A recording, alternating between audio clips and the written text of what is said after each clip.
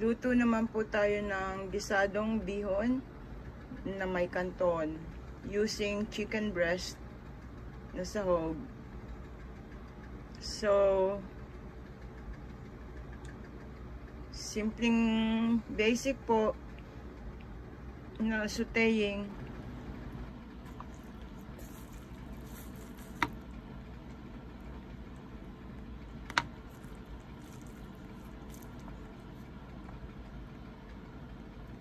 Ang basic sauteing ng pansit na to, naipakita ko na sa inyo sa previous videos. Dahil nagluto na naman po ako ng pansit bihon ngayon na nilagyan ko ng konting kanton at nagpainit ako ng mantika sa kawali, then basic sauteing po ng Filipino pansit lutuin, no? Bawang, and then sibuyas, tapos nilagay ko po yung chicken breast nya na pansahog. Papakita ko sa inyo. Sinute ko muna yung chicken breast, tapos frozen po yan, hindi ako nakakita ng fresh.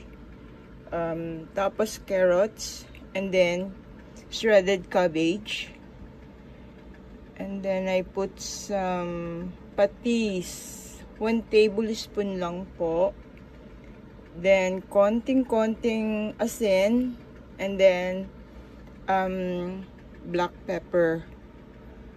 Then I put it aside. Tapos eto naman yung broth nya. Dito ko nilagay yung bihon. Hindi ko na siya binabad sa tubig.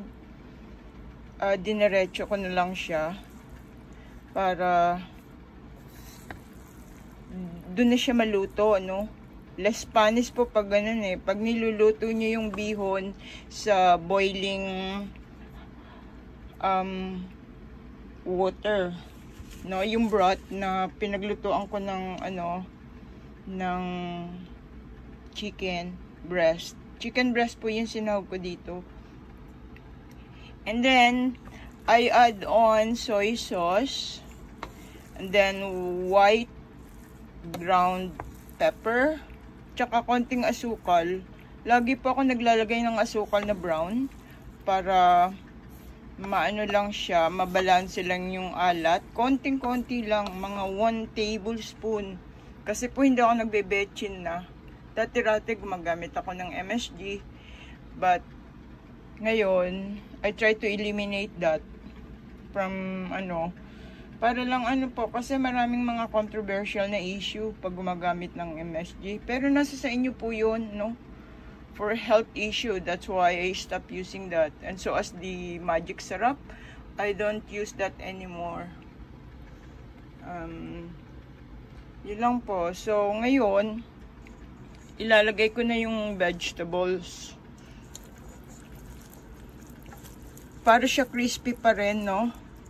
Then, I'll mix them together. I'll be right back.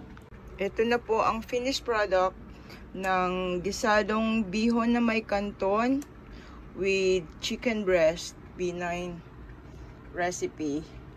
Actually po, traditional na luto ng Pilipino. Madali lang po siyang lutuin.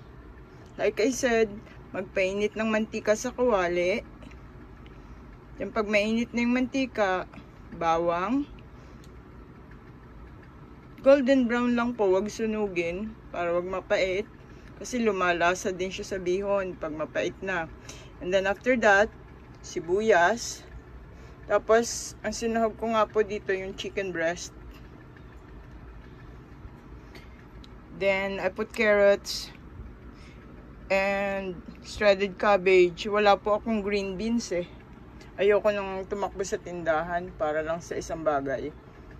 Then, after that, lang siya, half cook ko siya para hindi siya overcook, no? And then, after that, I put it aside. I kept the broth in the kawali. Then, doon ko na po nilagay yung bihon, diretso. Hindi ko na siya sinok sa hot water. And then, I let it boil till it cook. Nilagay ko yung canton afterwards. Tapos soy sauce. And then, yung naset aside kong gulay, doon ko na siya tinapok. And this is it. Kain na po tayo. Thanks for watching. Please like, subscribe, and comment naman po kayo dyan. Gusto kong marinig yung comment ninyo kung meron ba akong mali o meron pwedeng i-improve sa recipe na to. O sige po, kita-kita na lang tayo sa Whitey World. Enjoy my pancit. Kain na po tayo. That's B9 gisadong pancit bihon na may canton.